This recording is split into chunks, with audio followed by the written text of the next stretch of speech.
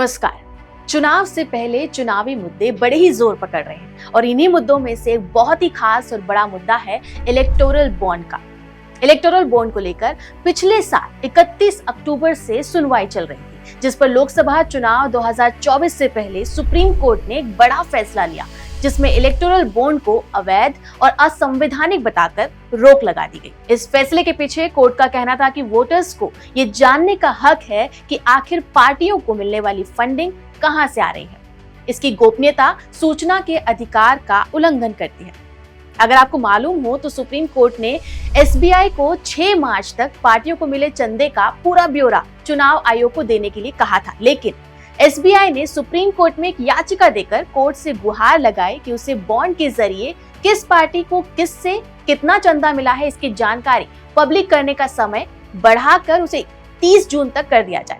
ऐसे में supreme court ने एक बार फिर सख्ती दिखाते हुए इलेक्टोरल बॉन्ड मामले में स्टेट बैंक ऑफ इंडिया की इस अर्जी को खारिज कर दिया है। और सिर्फ खारिज ही नहीं किया है बल्कि ये भी आदेश दिया है कि एसबीआई को कल शाम तक अपना सारा डेटा पब्लिक करके चुनाव आयोग के हवाले करना होगा। सुप्रीम कोर्ट ने अपने आदेश में कहा कि एसबीआई को 12 मार्च को इलेक्टोरल बॉन्ड से जुड़ा डेटा इलेक्शन कमीशन को देना होगा और 15 मार्च को इलेक्शन कमीशन इलेक्टोरल बॉन्ड से जुड़ा डेटा पब्लिक करेगी। कोर्ट ने यह भी कहा कि एसबीआई अपने चेयरमैन और मैनेजिंग डायरेक्टर का एफिडेविट फाइल करे और दिए गए आदेशों का पालन करे। हम अभी कोई कंटेम्प्ट नहीं लगा रहे हैं, लेकिन एसबीआई को नोटिस दिया है कि अगर आज के आदेश का वक्त रहते पालन नहीं किया तो उसके खिलाफ कानूनी कार्यवाही हो सकती है। आपको बता दूं कि एसबीआई की इस मांग को लेकर कई तरह की प्रतिक्रिया भी आनी शुरू हो गई थी।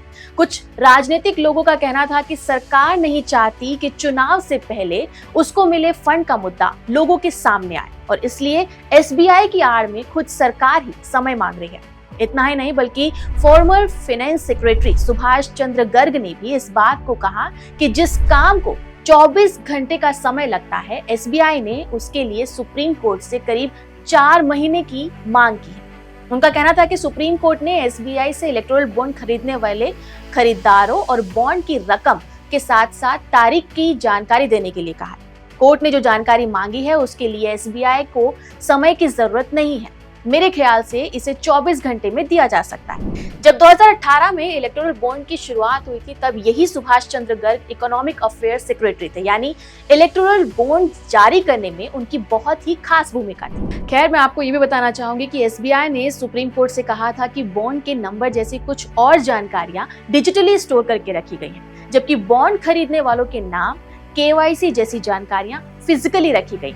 सारी जानकारियां डिजिटली नहीं रखी गई ताकि इन्हें आसानी से हासिल ना किया जा सके। इतना ही नहीं, बॉन्ड खरीदने और उसे इनकैश करने वालों की जानकारियां भी अलग अलग रखी गई हैं।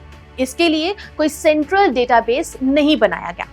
एसबीआई के मुताबिक बॉन्ड खरीदने वाले डोनर्स की जानकारियां सीलबंद कवर में एसबीआई की ब्रांचेस में थी, जहां से उन्हें मुंबई की मेन ब्रांच में डिपॉजिट किया गया। जब भी किसी पार्टी ने किसी ब्रांच से ये बॉन्ड इनकैश कराया तो उनकी जानकारी, मसलन बॉन्ड पे इन स्लिप भी सीलबंद लिफाफों में उन ब्रांचेस से मुंबई की मेन ब्रांच में भेजी गई। हालांकि मुंबई मेन ब्रांच में डोनर्स और पार्टियों की जानकारियां अलग अलग रखी हुई हैं ताकि डोनर्स की गोपनीयता बनी रहे। एसबीआई ने यह भी कहा कि डोनर्स की डिटेल देने के लिए उन्हें हर बॉन्ड के जारी होने की तारीख को किसी खास डोनर की तरफ से खरीदे गए बॉन्ड की तारीख से मैच करना होगा। फिर इसको पार्टियों की तरफ से कैश कराए गए बॉन्ड की डिटेल से भी मैच करना होगा। एसबीआई के मुताबिक 12 अप्रैल 2019 से अब तक 22,217 बॉन्ड इशू हुए और इतने ही इनकैश कराए गए, यानी कुल 44,434 सेट इंफॉर्मेशंस डिकोड, कंपाइल और कंपेयर करना है। दोनों जानकारियों का आपस में मिलान करना थोड़ा मुश्किल है, इसलिए इसमें समय लगेगा। खैर, अभी देखना दिलचस्प होगा कि सुप्रीम कोर्ट के फैसले के बाद एसबीआई जिसने समय की मांग की थी वो एक ही दिन में डेटा कैसे प्रोवाइड करवा पाती है। क्या चुनाव से पहले उठा ये इलेक्टोरल का मुद्दा सही मायनों में चुनाव पर अपना असर डालने में कामयाब हो सकता है या नहीं? आपका इस पर क्या कहना है? हमें कमेंट करके जरूर बताएं। नमस्कार।